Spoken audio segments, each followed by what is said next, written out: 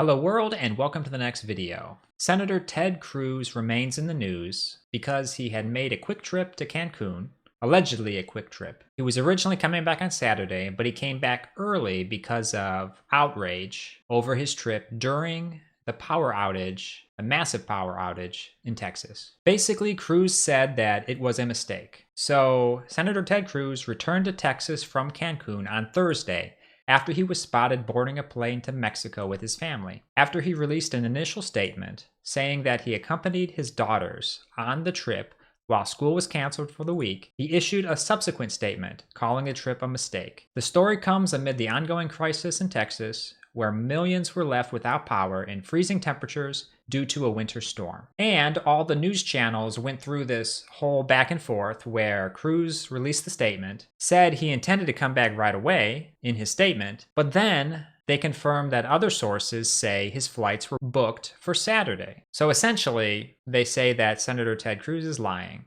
and he was not originally intending to come back quickly. Some conservative commentators have talked about Cruz's trip, such as Ben Shapiro, and he mentioned that it's not a real-time crisis that Ted Cruz, the senator from Texas, can do anything about. Do they expect Ted to go there with, like, a blowtorch and start defrosting all of the pipelines? Now, this is one of the examples where Ben Shapiro is being rather hypocritical, because in cases where he's referring to Democratic politicians, he expects them to bend over backwards to solve problems. For example, his tweet here says, "Between Pelosi eating ice cream while people head to the bread lines and Pelosi getting a blow dry while business owners are barred from opening, she's definitely got a Marie Antoinette thing going on." So with Shapiro's commentary, he basically is happy to blame Democrats for not doing dramatic things to solve a crisis, but will completely excuse a Republican who leaves a freezing state while millions are without power to go to Cancun. You got to be consistent. So whenever your constituency is having problems, they should be held accountable to do things to help. For example, the person who was trying to beat Senator Ted Cruz,